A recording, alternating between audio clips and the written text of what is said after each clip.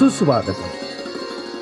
नाना चौक सार्वजनिक गणेशोत्सव मंडळ सर्व गणेश भक्तांचं हार्दिक स्वागत करीत आहे. या विश्वाचा रचयिता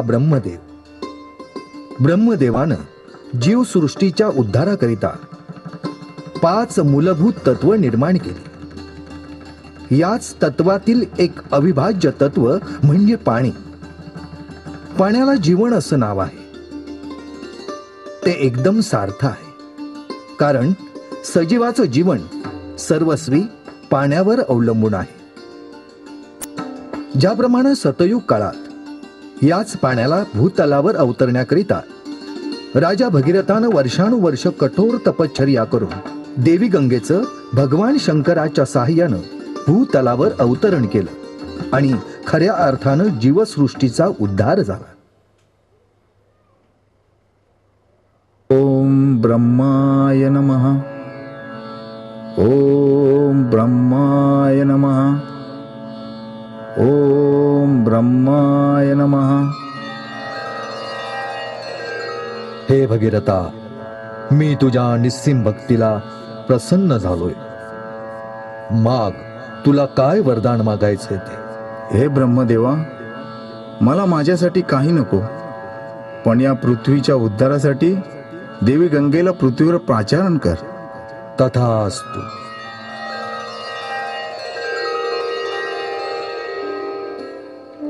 त्या युगात राजा भगीरथानं पाण्याचं महत्व जाणलं होतं. अहो, पण आजचं काय? आज पृथ्वीवर पिण्याच्या पाण्याचे स्रोत दिवसेंदिवस कमी होत चालले आहेत आणि याला जबाबदार आपणच आहोत. कारण पाण्याचा बेधुंद चाललेला गैरवापर यामुळं काही दिवसांनी पाणी टंचाई ही मोठी समस्या आपल्याला भेडसावेल. त्यासाठी आपल्याला आपल्या दैनंदिन सवयी लवकरात लवकर बदलाव्या लागतील.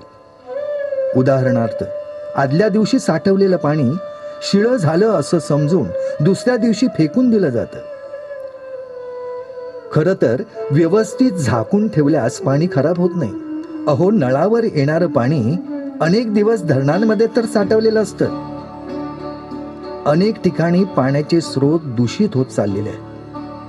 पाण्याचं प्रदूषण केवळ कारखाने आणि शहरांच्या सांडपाण्यातून होतं असं नाही, तर दरवर्षी हजारो टन निर्माल्य समुद्रात, तलावात आणि नद्यांमध्ये टाकलं जातं. अहो, नाशिक, पंढरपूर, वाराणसी अशा ठिकाणी तर ही सगळी धार्मिक कृत्य नदीच्या काठावरच केली जातात. त्यावेळी अर्पण केलेल्या सर्व गोष्टी, उदाहरणार्थ फुलं, पिंड, राख इत्यादी पाण्यात विसर्जित केली जातात आणि आपण अंधश्रद्धेच्या आहारी जाऊन मोठ्या प्रमाणात हेच पाणी प्रदूषित करीत असतो. हे मात्र आपण वेळोवेळी विसरतोच. जसं की आज आपल्याला जाणवत असलेल्या भीषण दुष्काळ, ज्यावर उपाय म्हणून समुद्राच्या पाण्यापासून पिण्याचं पाणी तयार करणारे डिसेलिनेशन प्लांट उभारणं ही काळाची गरज आहे. दिवसेंदिवस पावसाचं प्रमाण हे असमतोल होत आहे.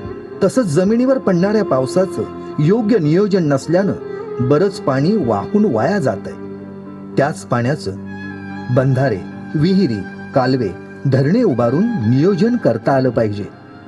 आणि असं केल्यास पुन्हा एकदा आपल्या पृथ्वीचं सौंदर्य बहरून येईल. अहो, आपला पोशिंदा शेतकरी दादा आत्महत्येस प्रवृत्त होणार नाही. पण आपल्याकडील राज्यकर्त्यांना पैसे खाण्या वाचून वेळ मिळेल तर शपथ, नाहीतर एक दिवस असा येईल की आपल्याला म्हणावं लागेल, स्वामी तिन्ही जगाचा पाण्याविना भिकारी. पाऊस, खरं तर पाऊस पडत नाही, पण या न पडणाऱ्या पावसाला दोष देण्यापेक्षा हा पाऊस का पडत नाही याचा आपण कधी विचार करतो का? खरं तर आपणच निसर्गाशी नीट वागत नाही. अमर्याद वाढणारी लोकसंख्या, यामुळे निवाऱ्यासाठी भरमसाठ वृक्षतोड करून कॉन्क्रीटचं जंगल निर्माण केलं जातंय. यामुळेच निसर्गाचा समतोल ढासळू लागलेला.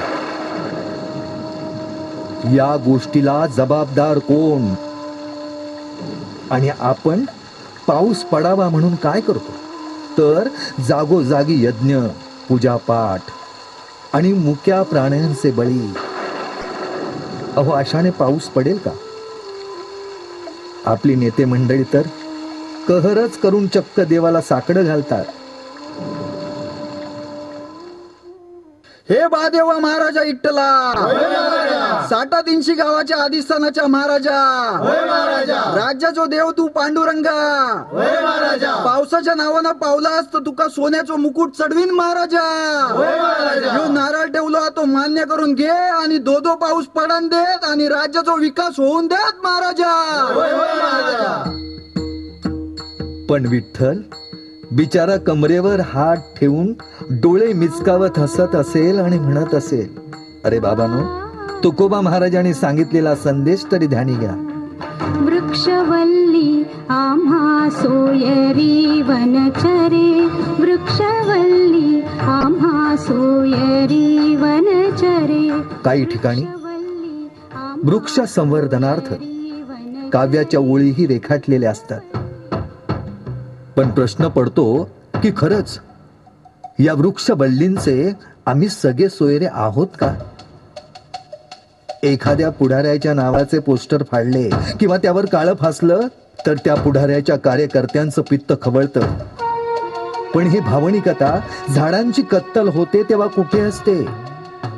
जी झाडे झुडपे सावली देतात, फुलं देतात, फळं देतात, ती निर्जीव मंदिरं, धार्मिक स्थळं अथवा कर्तव्य शून्य पुढाऱ्यांपेक्षा कधीही श्रेष्ठच ठरतात. काय खरं की खोटं? अहो, पटलं तर हो म्हणा, नाहीतर बसाल रडत. नका विचारू कोणी पाऊस का नाही पडत. गणेश भक्त हो, हा सुख करता, दुःख हरता, सृष्टीचा पालन करताय. या गणरायाला वंदन करून आज संकल्प करूया, या वसुंधरेला, या सृष्टीला वाचवण्याकरता झाडे लावूया, झाडे जगवूया आणि पाण्याचं योग्य नियोजन करून आपल्या या सुंदर सृष्टीचा समतोल राखूया, जेणेकरून पाणी टंचाई या भीषण संकटाला आपल्याला भविष्य काळात सामोरं जावं लागणार नाही. गणनायकाय गणदैवताय गणाध्यक्षाय धीमहि, गुणशरीराय गुणमण्डिताय गुणेशानाय धीमहि, गुणातीताय गुणाधीशाय गुणप्रविष्टाय धीमहि, एकदन्ताय वक्रतुण्डाय गौरीतनयाय धीमहि, गजेशानाय भालचन्द्राय श्रीगणेशाय धीमहि.